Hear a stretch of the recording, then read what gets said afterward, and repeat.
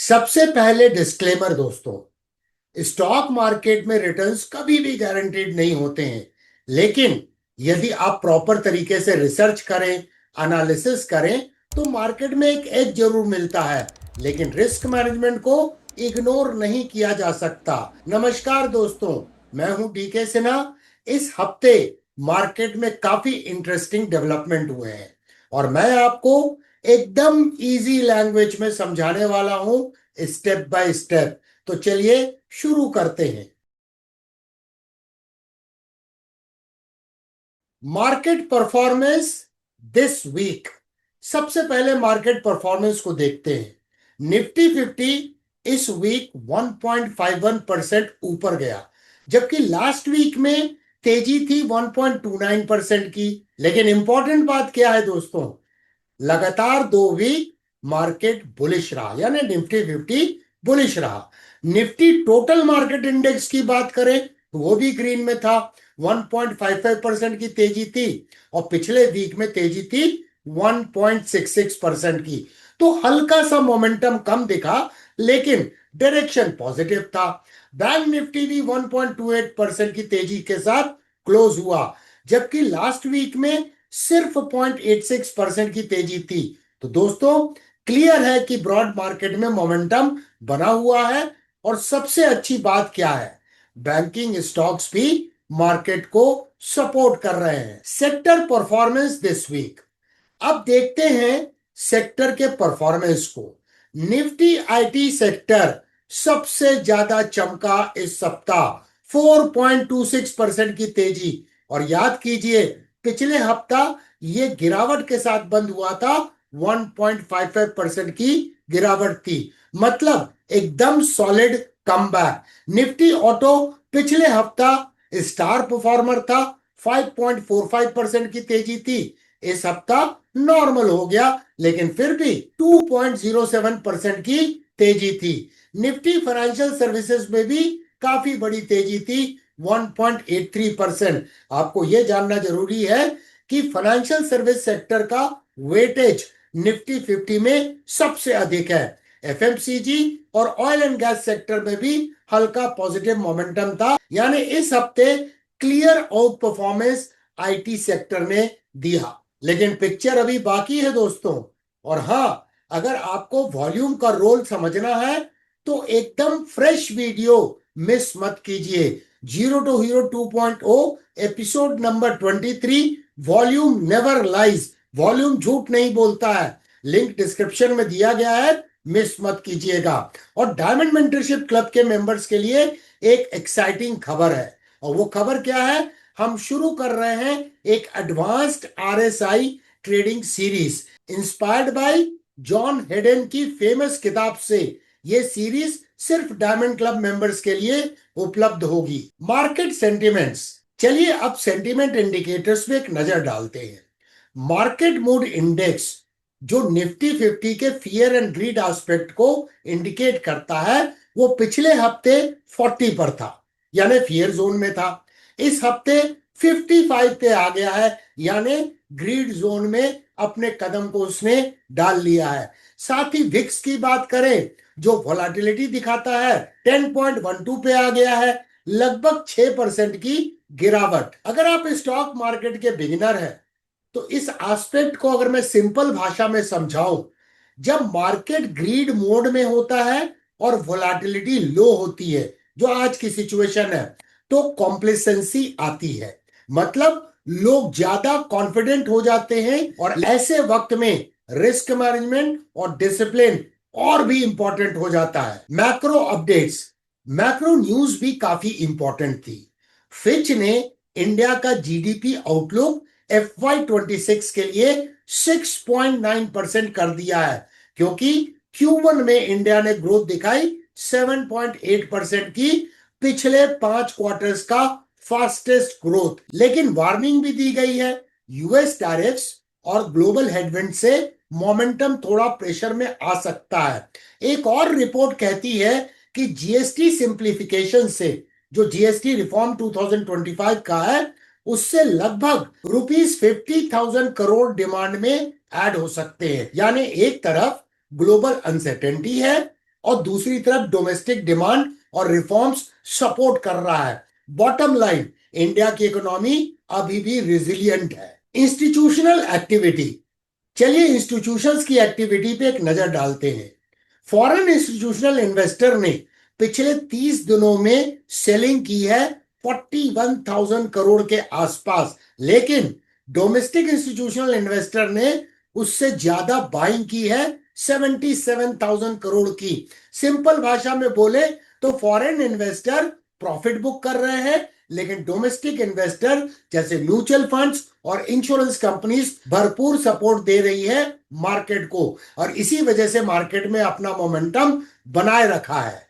Results dashboard, Q1 FY26 के result dashboard में कुछ हाइलाइट्स है, जैसे कि नंबर 1, 2213 कंपनीज ने पॉजिटिव प्रॉफिट ग्रोथ दिखाई, 1788 कंपनीज ने नेगेटिव प्रॉफिट ग्रोथ दिखाई, 169 कंपनीज ने न्यूट्रल ग्रोथ दिखाई। अगर सम टोटल लेवल पे देखें या एग्रीगेट को चेक करें तो रेवेन्यू ग्रोथ आई है 6.1%, एबिट ग्रोथ है 9.4% और ऑपरेटिंग प्रॉफिट ग्रोथ है 10.8%। यानी ओवरऑल अर्निंग पिक्चर थोड़ी मिक्स्ड है, लेकिन पॉजिटिव बायस बना हुआ है। सेलेक्टिव स्टॉक पिकिंग यहां पर की फैक्टर हो जाता है। टेक्निकल एनालिसिस, अब चलिए चलते हैं चार्ट्स की तरफ, क्योंकि चार्ट्स के बिना बात अधूरी है।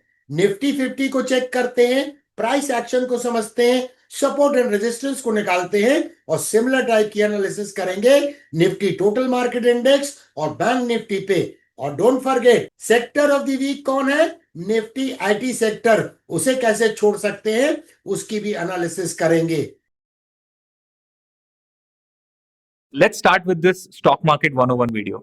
Good idea. It covers the basics. Yeah. Yes. And then maybe the common mistakes one. Yes. Yeah. So we avoid those.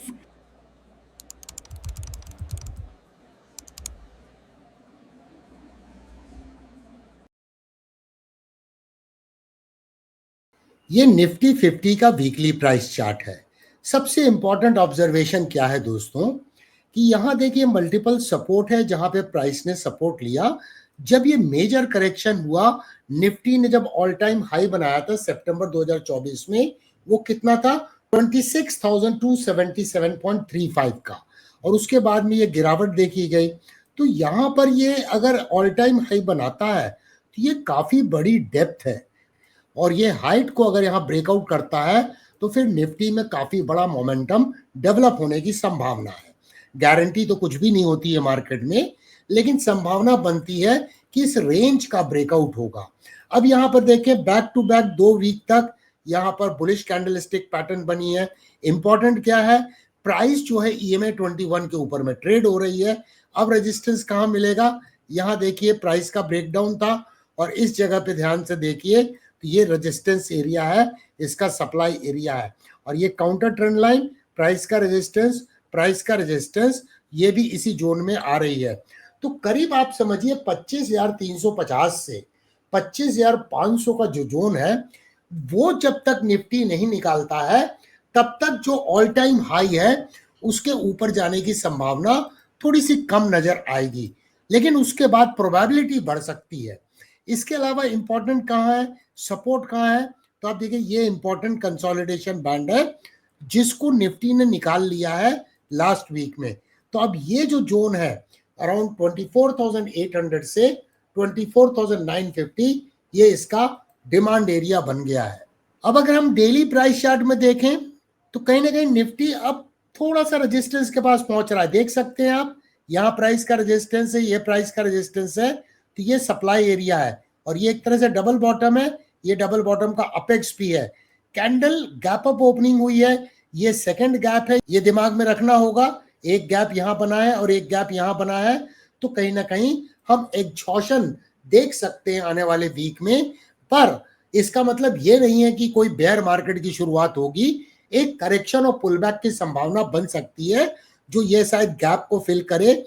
जो हम लोगों ने जोन मार्क किया है वहीं पे ये गैप भी एग्जिस्ट कर रहा है, जो यूजुअली एक सपोर्ट के रूप में हम देख सकते हैं। और ये गैप कहां पर है? ये गैप है करीब 24,891 के आसपास में।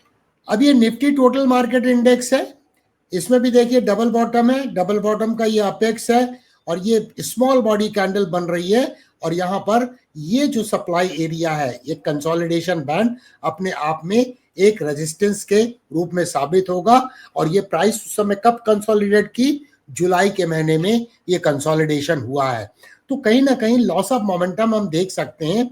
यहां भी जो गैप है ये एक सपोर्ट के रूप में काम करने की उम्मीद है, क्योंकि यहां पर EMA 21, EMA 55 का समावेश है। अब ये बैंक निफ्टी का प्राइस चार्ट है, पहले भी हम लोग चर्चा कर चुके हैं। ये दो ट्रेंड लाइन हमने खींची थी, जहां इसका ब्रेकडाउन हुआ और इसका ब्रेकआउट हो चुका है, और ये ट्रेंड लाइन थी जो सपोर्ट के रूप में काम कर रही थी। ये दो ट्रेंड लाइन जो खींची गई है उसका पर्पस ये है कि डिमांड एरिया को मार्क करना प्राइस चार्ट पे प्राइस एक्शन के अनुसार। और वहीं पे देखिए प्राइस ने सपोर्ट लिया है। अगर टेक्निकली देखें तो ये करीब करीब, अगर इसे सिंथेसाइज करके समझेंगे तो बेहतर समझ में आएगा, ये करीब करीब मॉर्निंग स्टार जैसा नजर आ रहा है। अब ये क्या है, ये ट्रेंड लाइन जो है ये अपने आप में रेजिस्टेंस के रूप में एक्ट करेगी। और यहाँ देखिए पहले भी प्राइस का रिजेक्शन हम देख सकते हैं। तो ब्रॉडली 55,000 से 55,800 का जोन एक इंपॉर्टेंट क्रिटिकल सप्लाई एरिया है निफ्टी बैंक में। और इसके अलावा सपोर्ट कहाँ है? तो सपोर्ट तो सिंपल है दोस्तों, कि डेली प्राइस चार्ट में ये जो गैप था 54,054 का, वो फिल हो गया है। तो अब वो एक सपोर्ट के रूप में काम करेगा, और वैसे भी ये ट्रेंड लाइन अपने आप में एक सपोर्ट के रूप में काम करेगी। अगर डेली प्राइस चार्ट में देखें तो यहाँ पर बैंक निफ्टी में काफी कंसोलिडेशन देखा गया है, और यहाँ पर एक माइनर सा गैप मुझे नजर आ रहा है, ये अपने आप में सपोर्ट करेगा। और SMA 144 भी एक सपोर्ट के रूप में, डायनेमिक सपोर्ट के रूप में काम करने की संभावना है। अब यहाँ पर अब देखिए किस तरह का पैटर्न बनता हुआ नजर आ रहा है। अभी बना नहीं है लेकिन संभावना हम देख सकते हैं। ये देखिए लेफ्ट शोल्डर अगर है तो इस डाउन ट्रेंडिंग मूव के बाद हमें एक कोई रिवर्सल चार्ट पैटर्न चाहिए। वैसे भी EMA 21, EMA 55 के नीचे है, तो ये अगर पोटेंशियली लेफ्ट शोल्डर है और ये हेड है, तो कुछ ना कुछ बैंक निफ्टी ऐसे जाके रिजेक्ट होके इस तरह का फॉर्मेशन कर सकता है। अब ये संभावना है, इसको ट्रैक करना पड़ेगा कि किस तरह का फॉर्मेशन अल्टीमेटली बनता है। कंक्लूजन, तो दोस्तों ओवरऑल मार्केट काफी बैलेंस्ड पोजीशन में है। फंडामेंटल्स और टेक्निकल्स दोनों का सपोर्ट है। आपको याद दिलाता हूं कि मार्केट को समझने का सबसे बेस्ट तरीका है हाइब्रिड एनालिसिस अप्रोच, यानी फंडामेंटल्स प्लस टेक्निकल्स का कॉम्बिनेशन। अगर आपको स्ट्रक्चर्ड लर्निंग चाहिए तो हमारे जीरो टू हीरो प्लेलिस्ट को चैनल के ऊपर में जरूर चेक कीजिए। और अगर आपको एडवांस्ड लर्निंग चाहिए, जैसे कि RSI के नए कॉन्सेप्ट्स, MDRP, डाइवर्जेंस ट्रेडिंग, तो ज्वाइन करिए डायमंड मेंटरशिप क्लब। वहां आपको एक्सक्लूसिव ट्यूटोरियल्स और वीकली जूम सेशंस मिलते हैं। लिंक नीचे डिस्क्रिप्शन में दिया गया है। Learning never stops with DK Sinha.